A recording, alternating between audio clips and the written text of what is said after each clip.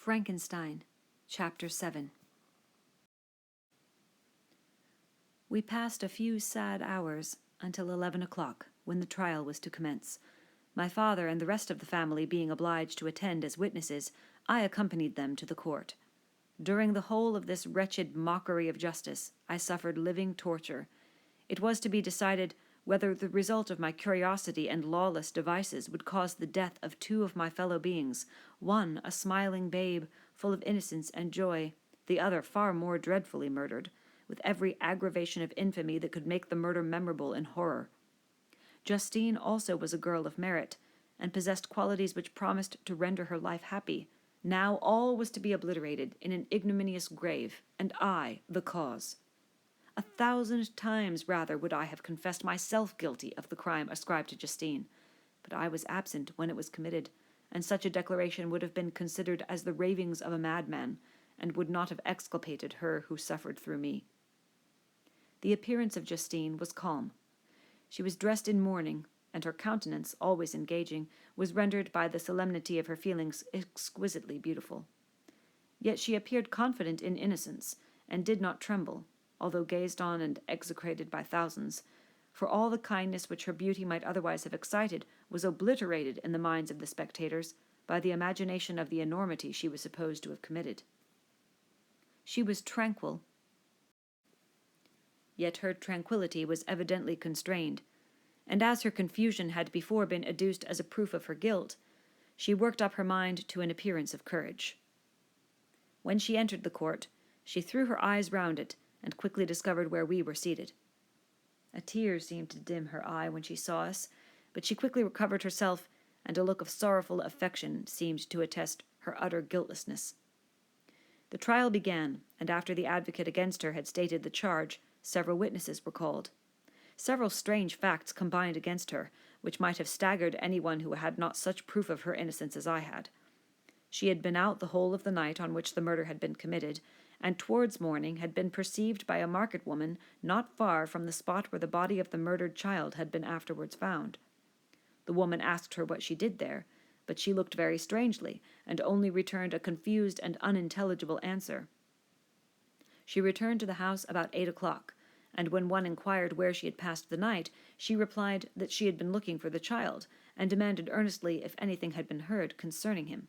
When shown the body, she fell into violent hysterics, and kept her bed for several days. The picture was then produced, which the servant had found in her pocket, and when Elizabeth, in a faltering voice, proved that it was the same which, an hour before the child had been missed, she had placed round his neck, a murmur of horror and indignation filled the court. Justine was called on for her defence. As the trial had proceeded, her countenance had altered. Surprise, horror, and misery were strongly expressed. Sometimes she struggled with her tears, but when she was desired to plead, she collected her powers, and spoke in an audible, although variable voice. "God knows," she said, "how entirely I am innocent, but I do not pretend that my protestations should acquit me. I rest my innocence on a plain and simple explanation of the facts which have been adduced against me, and I hope the character I have always borne will incline my judges to a favorable interpretation, where any circumstance appears doubtful or suspicious." She then related that, by the permission of Elizabeth, she had passed the evening of the night on which the murder had been committed at the house of an aunt at Shen, a village situated at about a league from Geneva. On her return, at about 9 o'clock, she met a man, who asked her if she had seen anything of the child who was lost. She was alarmed by this account, and passed several hours in looking for him, when the gates of Geneva were shut, and she was forced to remain several hours of the night in a barn belonging to a cottage, being unwilling to call up the inhabitants, to whom she was well known. Unable to rest or sleep, she quitted her asylum early, that she might again endeavor to find my brother. If she had gone near the spot where his body lay, it was without her knowledge. That she had been bewildered when questioned by the market woman was not surprising, since she had passed a sleepless night, and the fate of poor William was yet uncertain. Concerning the picture she could give no account. "I know," continued the unhappy victim, "how heavily and fatally this one circumstance weighs against me. But I have no power of explaining it, and when I have expressed my utter ignorance, I am only left to conjecture concerning the probabilities by which it might have been placed in my pocket.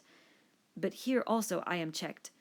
I believe that I have no enemy on earth, and none surely would have been so wicked as to destroy me wantonly. Did the murderer place it there? I know of no opportunity afforded him for so doing, or if I had, why should he have stolen the jewel to part with it again so soon? I commit my cause to the justice of my judges, yet I see no room for hope.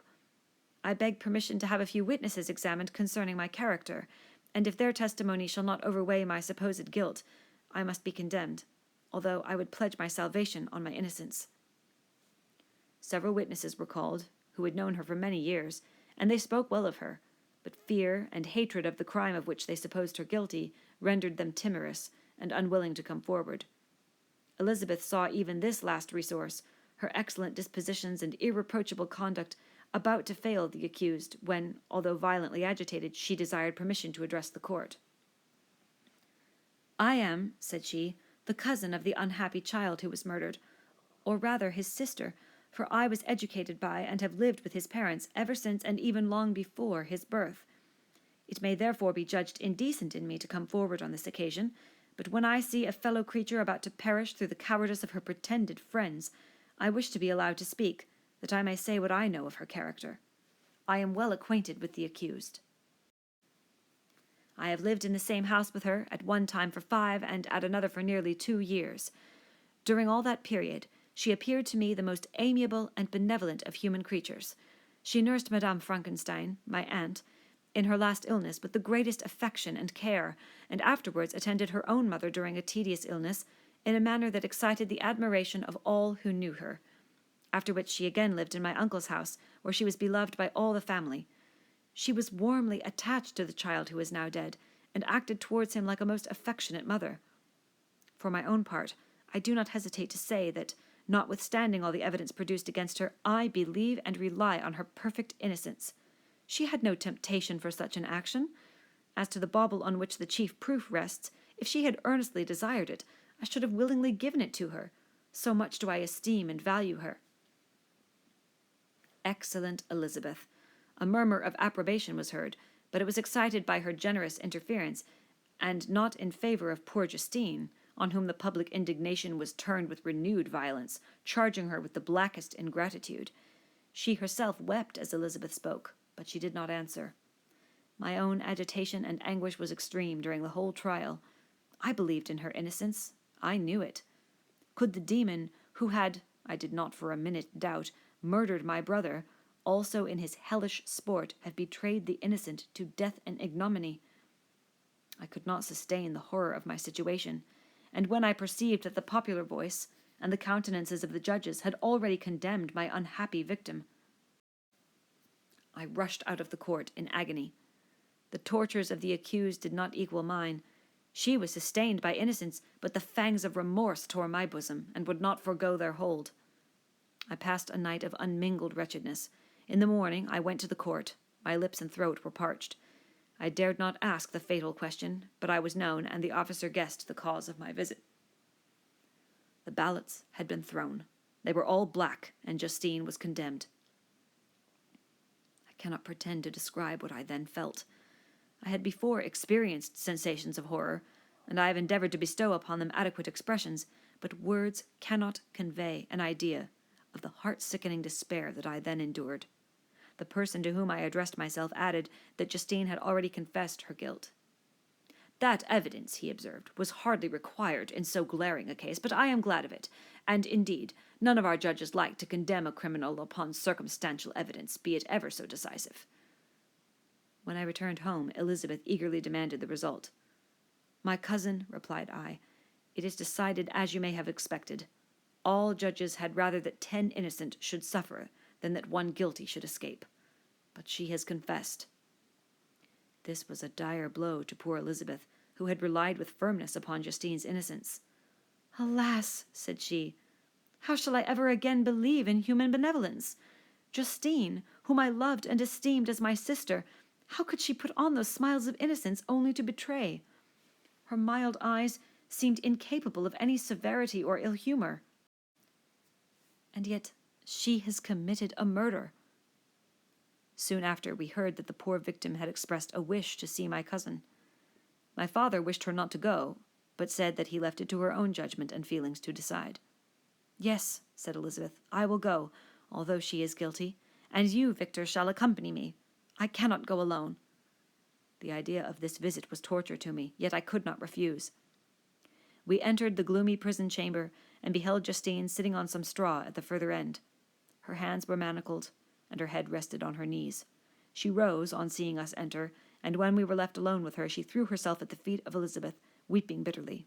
My cousin wept also. "Oh, Justine," said she, "why did you rob me of my last consolation? I relied on your innocence, and although I was then very wretched, I was not so miserable as I am now." "And do you also believe that I am so very, very wicked? Do you also join with my enemies to crush me?" Her voice was suffocated with sobs. "Rise, my poor girl," said Elizabeth. "Why do you kneel if you are innocent? I am not one of your enemies. I believed you guiltless, notwithstanding every evidence, until I heard that you had yourself declared your guilt. That report, you say, is false, and be assured, dear Justine, that nothing can shake my confidence in you for a moment but your own confession." "I did confess, but I confessed a lie.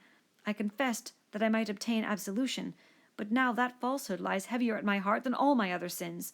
The God of heaven forgive me. Ever since I was condemned, my confessor has besieged me. He threatened and menaced until I almost began to think that I was the monster that he said I was. He threatened excommunication and hellfire in my last moments if I continued obdurate.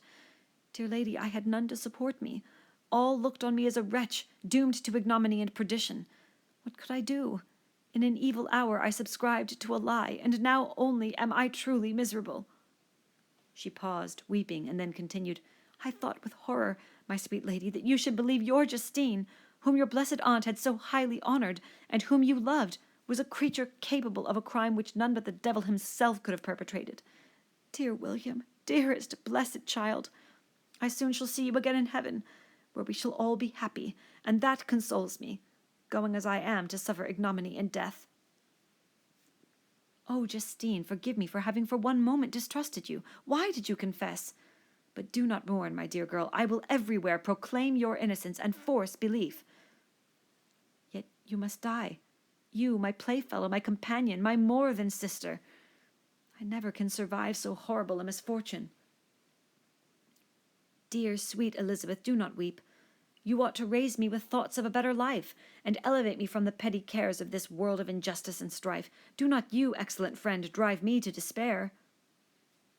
"I will try to comfort you, but this, I fear, is an evil too deep and poignant to admit of consolation, for there is no hope. Yet heaven bless thee, my dearest Justine, with resignation and a confidence elevated beyond this world. Oh, how I hate its shows and mockeries! When one creature is murdered, another is immediately deprived of life in a slow, torturing manner. Then the executioners, their hands yet reeking with the blood of innocents, believe that they have done a great deed. They call this retribution. Hateful name! When that word is pronounced, I know greater and more horrid punishments are going to be inflicted than the gloomiest tyrant has ever invented to satiate his utmost revenge. Yet this is not consolation for you, my Justine, unless indeed that you may glory in escaping from so miserable a den. Alas, I would I were in peace with my aunt and my lovely William, escaped from a world which is hateful to me, and the visages of men which I abhor." Justine smiled languidly. "This, dear lady, is despair, and not resignation.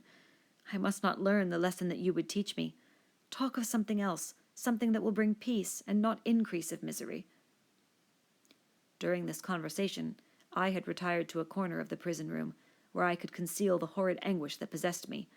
Despair! Who dared talk of that? The poor victim, who on the morrow was to pass the dreary boundary between life and death, felt not as I did such deep and bitter agony.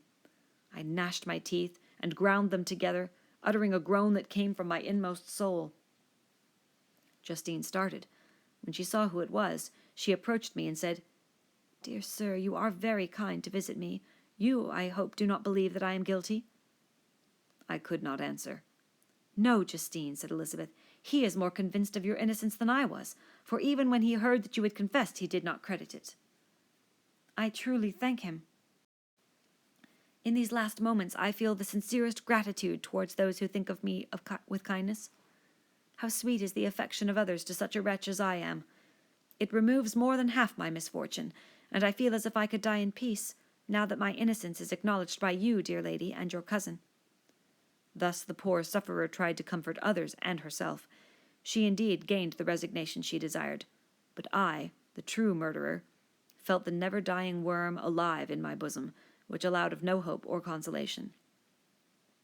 Elizabeth also wept, and was unhappy, but hers also was the misery of innocence, which, like a cloud that passes over the fair moon, for a while hides, but cannot tarnish its brightness.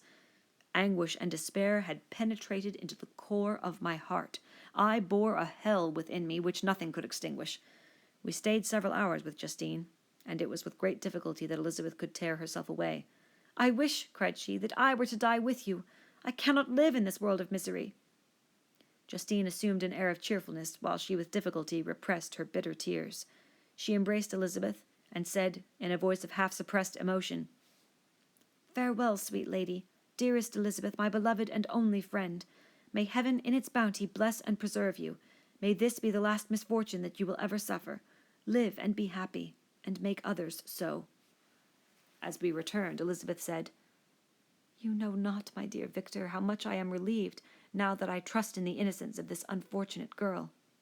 I never could again have known peace if I had been deceived in my reliance on her. For the moment that I did believe her guilty, I felt an anguish that I could not have long sustained. Now my heart is lightened. The innocent suffers, but she whom I thought amiable and good has not betrayed the trust I reposed in her, and I am consoled." Amiable cousin, such were your thoughts, mild and gentle as your own dear eyes and voice, but I was a wretch, and none ever conceived of the misery that I then endured. End of Volume 1.